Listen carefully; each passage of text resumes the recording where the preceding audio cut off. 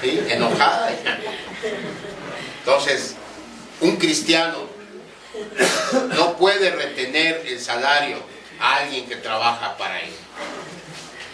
En resumen, hermanos, el Antiguo Testamento prohíbe toda clase de robo, secuestro, asalto y maltrato a la fuerza laboral.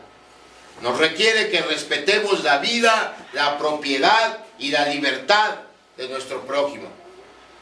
Esa es la enseñanza del Antiguo Testamento en cuanto al octavo mandamiento: no robarás. ¿Qué dice el Nuevo Testamento? ¿Cómo interpreta el Nuevo Testamento el octavo mandamiento?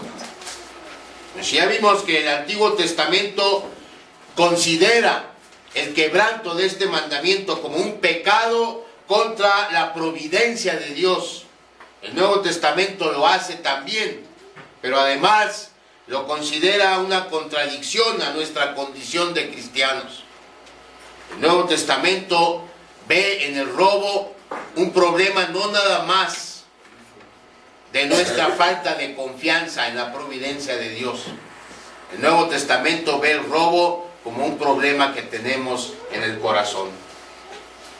Así que los cristianos somos instruidos a tomar el mandamiento con toda seriedad, entendiendo que su cumplimiento es producto de la gracia de Dios en nuestras vidas y una evidencia de nuestra conversión a Jesucristo, además de un testimonio al mundo que nos observa.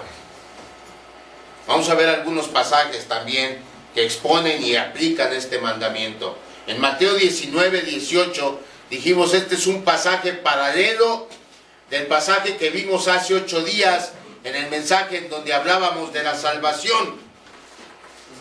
Pero hoy quiero que lo veamos en el contexto de que el Señor Jesús le está diciendo al joven rico que le preguntó cuáles son los rasgos característicos de un ciudadano del reino celestial. ¿Se recuerda el pasaje? El joven llega y le pregunta, maestro, ¿qué haré para entrar en el reino de los cielos?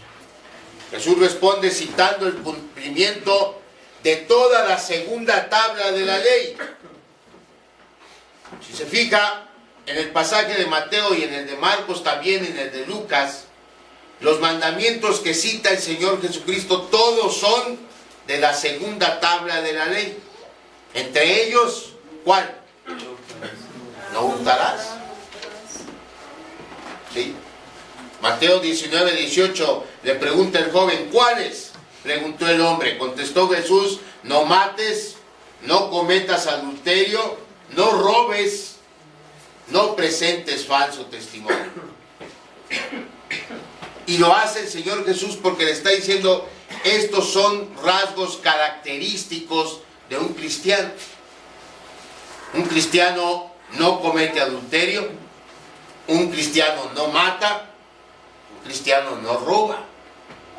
Y lo mismo hace el apóstol Pablo, cuando él les escribe a los romanos, ahí en Romanos capítulo 13, versículo 9, el apóstol Pablo incluye no robar entre los mandamientos que un creyente debe obedecer, porque cuando lo hacemos, demostramos nuestro amor por el prójimo y también nuestro amor por Dios. Romanos 13, 9 dice, porque adelante Gaby. Porque no adulterarás, no matarás, no hurtarás, no dirás falso testimonio, no codiciarás y cualquier otro mandamiento en esta sentencia se resume, amarás a tu prójimo como a ti mismo. Sí, dice, los mandamientos que dicen no cometas adulterio, no mates, no robes, no codicies y todos los demás mandamientos se resumen en este precepto. Ama a tu prójimo como a ti mismo. Así que podemos ver que en el Nuevo Testamento la obediencia al octavo mandamiento, igual que el resto de ellos, es obligatoria para un creyente en Jesucristo, como una muestra de la gracia y como un testimonio a los no creyentes. El apóstol Pablo también lo ve como una evidencia de nuestra conversión. Cuando él les escribe a los Efesios, ahí en el capítulo 4, versículo 28, dice: el que robaba, que no robe más, sino que trabaje honradamente con las manos para tener que compartir con los necesitados. Es decir, Pablo dice, inspirado por el Espíritu Santo: si eras ladrón antes y la gracia te alcanzó, entonces pues ya no robes, ¿sí? Si no, pues entonces ¿dónde está la diferencia? ¿Dónde está la conversión? Si yo era ratero antes y la gracia me alcanzó y me convertí a Jesucristo y sigo igual, pues entonces no hubo tal conversión. Un aspecto muy importante que el mismo Señor Jesús toca en relación al robo es el aspecto espiritual. Miren cómo dice en Juan 10:1. Evangelio según San Juan, capítulo 10, versículo 1. Ciertamente, dice el Señor, les aseguro que el que no entra por la puerta al redil de las ovejas, sino que trepa y se mete por otro lado, es un ladrón y un bandido. ¿Qué quiere decir el Señor Jesús con esto? El Señor Jesús se está refiriendo a los falsos maestros y los llama ladrones. Y quiere decir que quien enseñe otro evangelio distinto al bíblico es un ladrón. Quiere decir, hermanos, que quien enseña que el evangelio es confiar en nuestros méritos para obtener la salvación y la bendición de Dios es un ladrón.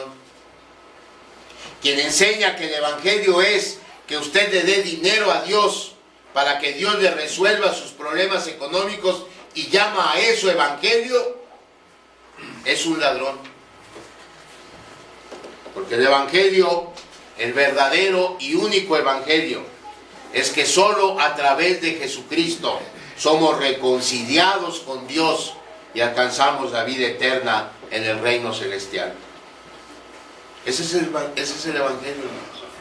Y Pablo dice que cualquiera que enseñe un evangelio distinto a eso es maldito de Dios. El Señor Jesús lo llama un ladrón espiritual.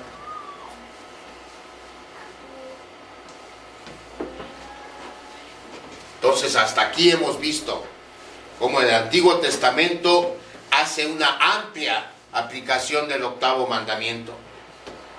Y hemos visto también cómo el Nuevo Testamento lo considera obligatorio para todos nosotros los creyentes.